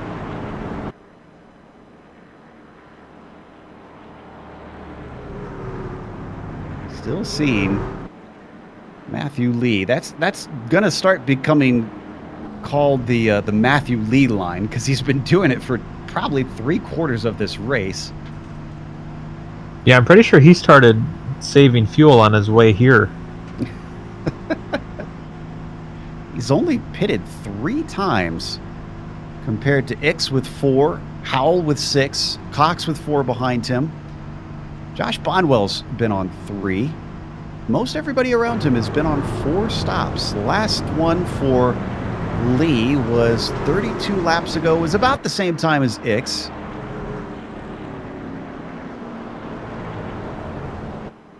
And the lights are still on the pace car. So we're going to be 4 laps to go.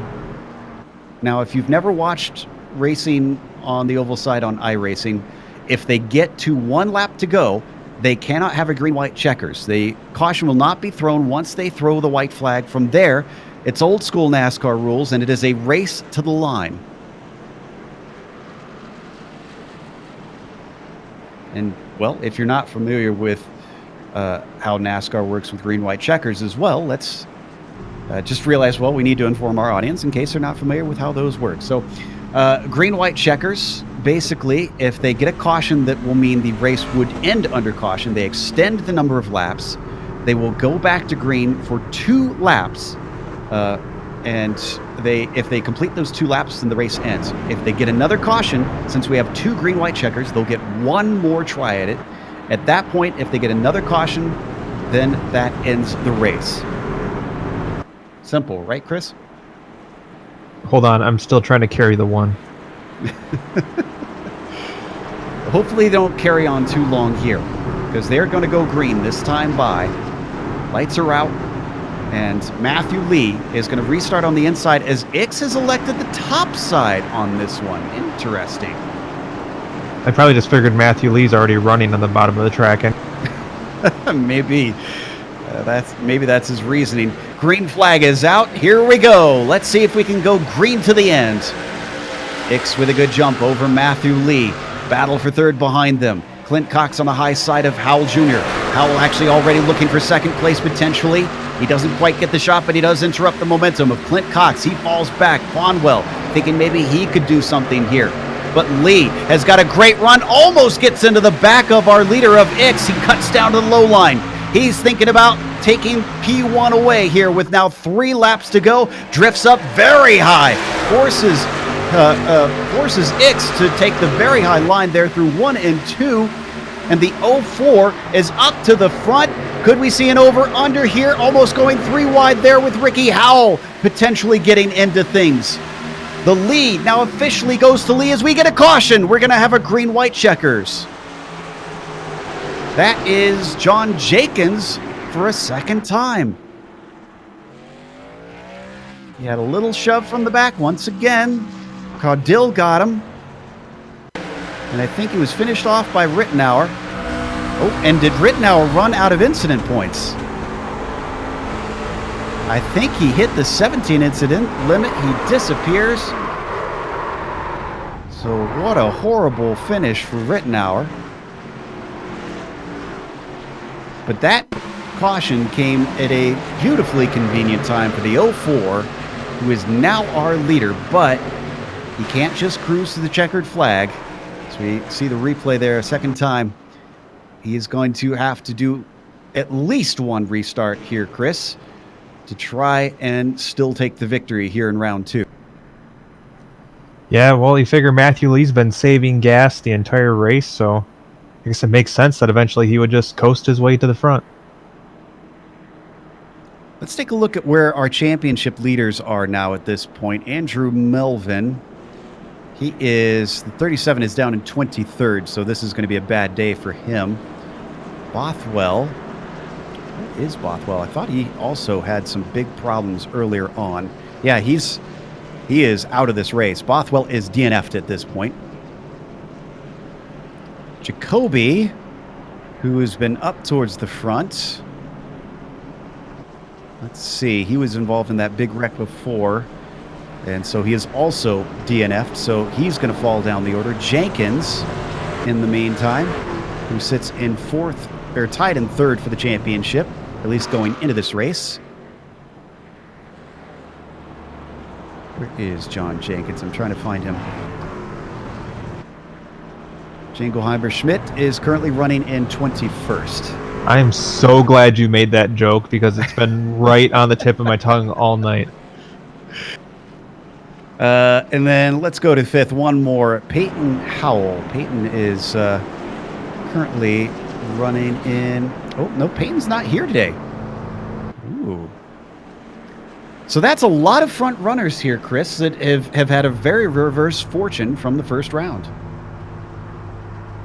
Yeah, I mean, this race has just been an absolute topsy-turvy...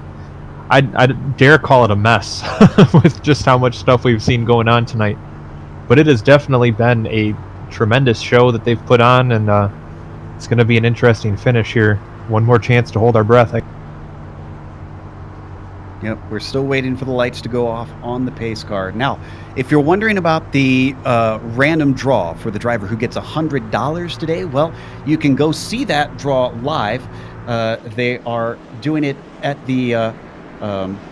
they're doing it at the iRacing Flea Market in about 15 minutes after the broadcast. So head over there if you want to see the drawing and find out who gets a beautiful $100 bill for this race, for participating. Who says there's no participation trophies, Chris? Oh man, that's one of those comments where it's just too loaded, Joe. I can't touch that one. You don't have to. Yeah, just you can hold off on that one. All right. See the millennials. ... Aren't you? Well, I know I'm in that age range. Aren't you in millennial range? Yeah, but that's beside the point. Yeah. The only boomer we can say, okay, well, no, I guess Sean isn't a boomer technically, is he? I guess he's Gen X, isn't he? He's got like way too much beard to be a boomer. you don't grow that much hair on your head and be of that generation. It's just like he's just a mountain climbing California dude. Yeah, well, now he's a California dude. He was a Texan originally. Well, no, he was a New Yorker originally, and then he was a Texan. He's got all the regions of the U.S. covered, but we're way off tangent here. We'll get back to the racing on screen. We've gone off the deep end here. Jared Ix, well, I thought we were going to go green this time but looks like the lights were still on. And Lee also going to choose the high side. That's what Ix did last time. Didn't work out for him, but again, Ix is dealing with a little bit of damage. The driver I want to watch is Clint Cox. And he's starting in fourth position. It's been bit by bit chipping away, and hey, he's got AL8 on the top on his hood. I can't believe the luck of this. We were mentioning AL8 before the broadcast, and neither of my team here has heard of AL8. And here, that's his sponsor on the number 3. So, go figure. If a Verner's truck shows up here at the end, I will lose my mind. Yeah, I think I would too. All right. Well, Clint Cox representing the Kentucky Ginger Ale there. Let's see if he can take it to victory lane, or if it's going to be Matthew Lee, or if it's going to be Ix. Green flag is out. No weight at all there for Matthew Lee. It's a big jump. He wants to get as much room as he can over those behind him. In fact, that's going to bottle up the number 3 of Clint Cox. Down to the low side, Ricky Howell Jr. not able to do anything with the run that he's got. Ix holds them behind. If we get to the white flag, we are going all the way to the end here. It's getting close, just a few hundred feet to go there from Matthew Lee. We are going green to the end after our single green-white checkers. The 04 has got a huge gap back to Ix. Lee is looking strong. He saved fuel all race long, and it is paying off now. As he comes around turns 3 and 4, a masterful strategy of 3 stops for the 04 takes him the victory here at Iowa Speedway.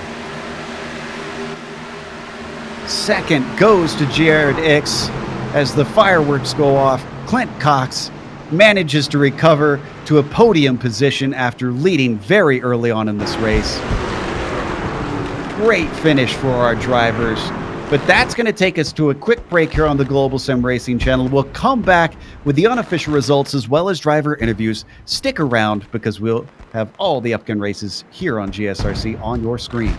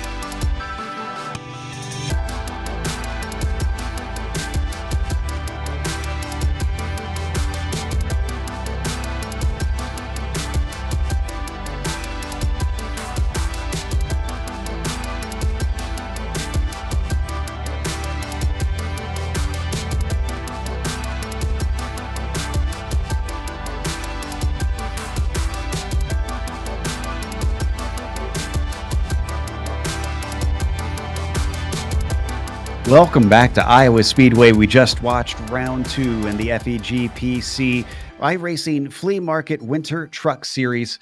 There were more twists and turns than an M. Night movie for this race. Matthew Lee, though, was the one that came away with the victory. With Jared Ix, he didn't even put a qualifying time in. He started 33rd, and he wound up in 2nd place. Clint Cox with a podium today after starting on the front row. At least he recovered after some issues and finishing 3rd. Ricky Howell Jr. himself losing a lap somehow and had to do an extra lap and still came in 4th position. Josh Bonwell takes P5, followed by Troy Cook. His tire call actually worked out in the end, and he wound up in 6th position. Then you've got Matt Quick, who got 7th place, and then Aaron Smith finished in 8th. Travis Rucker with a P9, and then Chad Ross rounds out your top 10. Jade Bell comes home 11th after spinning at one point in the race, followed by Gregory Brandenburg in the 12th. Jim Westerfield was lucky number 13 on the field after starting 23rd, and then Stephen Fogle was 14th. The end of the top 15 was Kenneth Mccullough in 15th spot, followed by Brayden Johnson coming home 16th after starting on pole and leading some laps early on.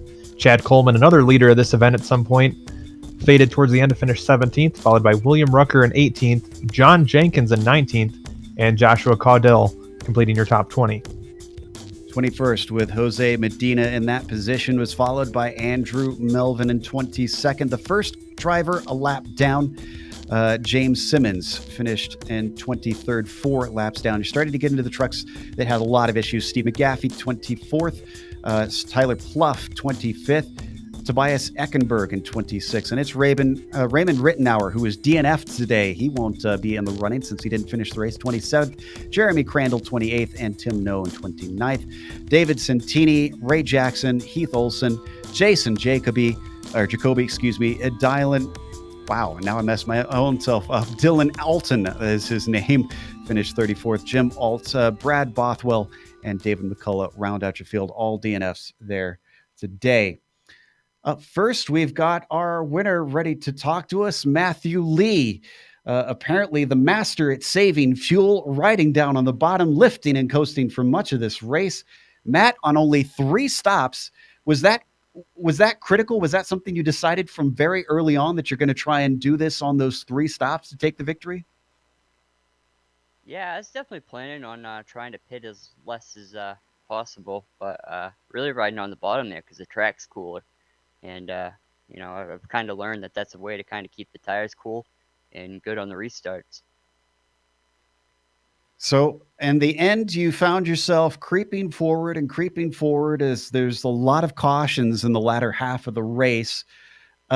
It seemed like once you got up to the front, then things started to get aggressive and you started to make your moves.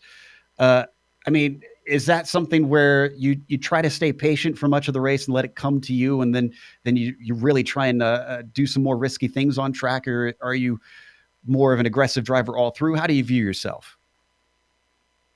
I really just try to be patient, like most of the race, keep myself out of trouble, keep the truck clean, because these things really, you get any damage at all, and you really lose quite a bit of speed, and that'll kill you.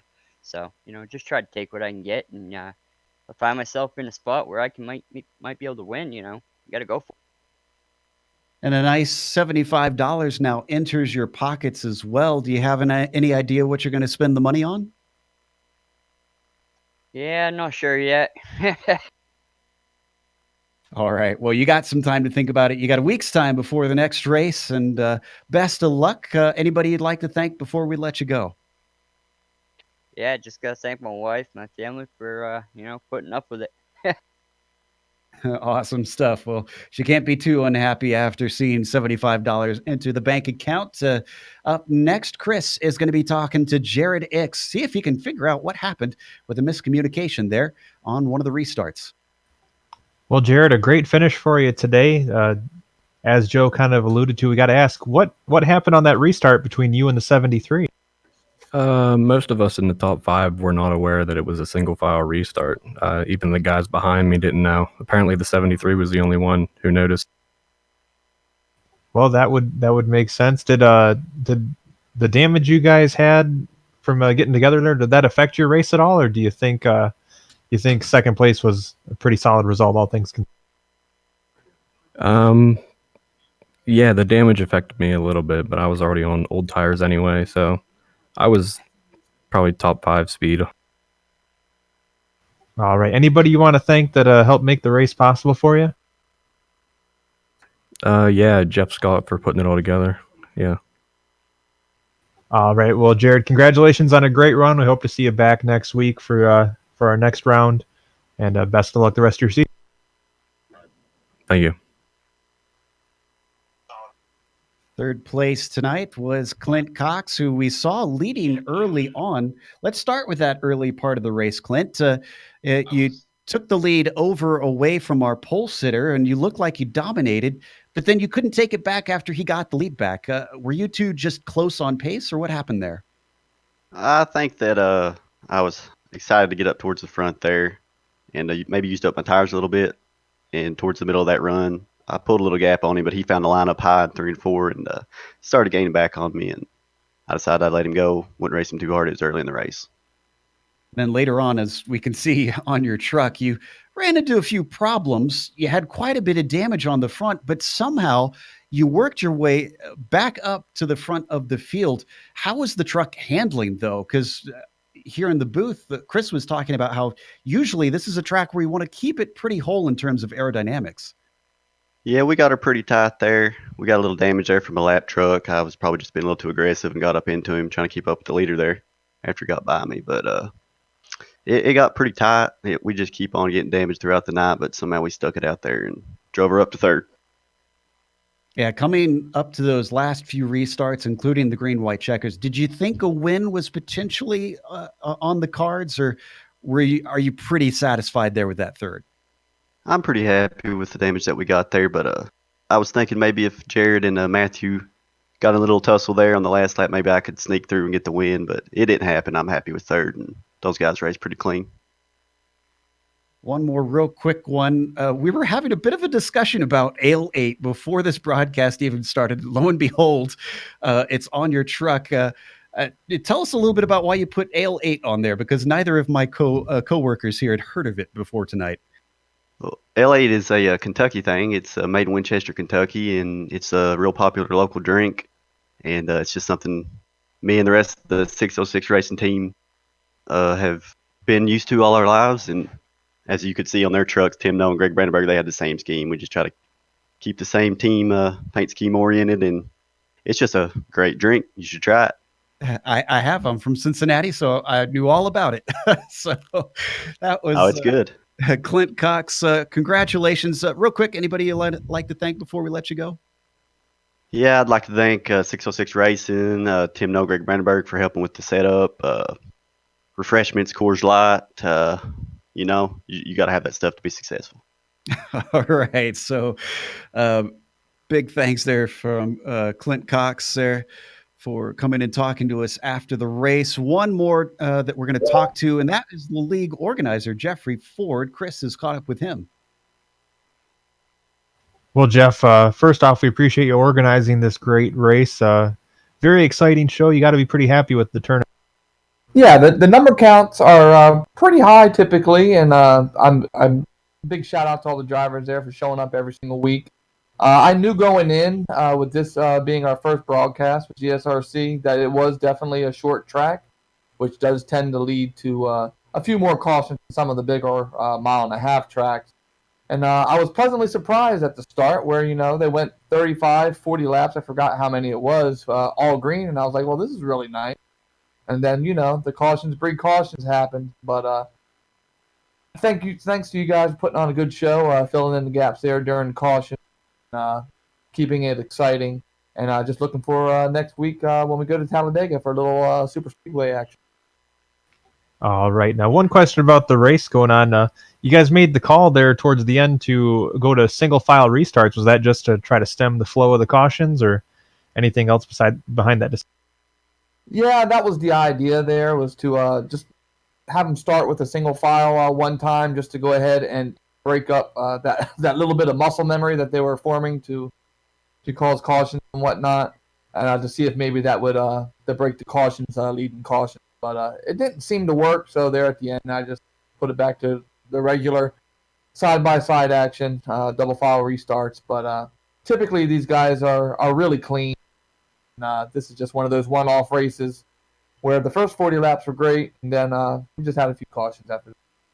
Now, I know you guys have some great sponsors that are putting up some amazing prizes for the drivers this season. Would you like to thank your sponsors that have helped make this season possible for you guys? Sure. The majority of these guys here come from the Facebook page iRacing Flea Market, where you can buy and sell tons of stuff. We got together and did a full season last season, and a lot of these drivers have driven around with each other. So iRacing Flea Market has brought us all together.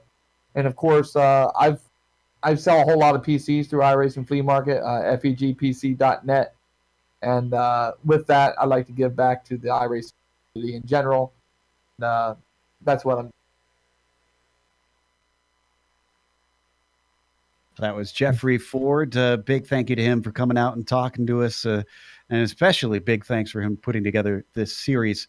But we need to close up here and also give a big thanks not only to Ford Entertainment Group PC for sponsoring this series, but also to iRacing Flea Market for sponsoring as well. There you can see on the screen. Check them out on Facebook. A thank you goes to the companies that provide the software and the hardware for our broadcast. You can check them out here on your screen. And additional thanks go to June Lalonde, who provides our wonderful music. See the screen for how to get a hold of more of her great work. Also, thanks to the team today, Sean, Chris, and Dougie. If you'd like to find out more about GSRC, including upcoming races, you can find it at globalsimracingchannel.com. You can also check us out on social media. Our Twitter is at GSR Channel, Facebook, Global Sim Racing Channel, and Instagram, GSRC_Graham. If you'd like to support the channel, go check out our merchandise store at gsrc.storenv.com. There's a link in the description below. And head on over to our YouTube page or just below this video and hit that big red subscribe button so that you don't miss a moment here on the GSRC. As was mentioned, next round is going to be at Talladega. That'll be Monday, December 2nd at 8:15 p.m. Eastern. But we have upcoming races for other series listed on the screen, so check those out and mark them down on your calendar. Until next time, race clean, race hard, and we'll see you on the track.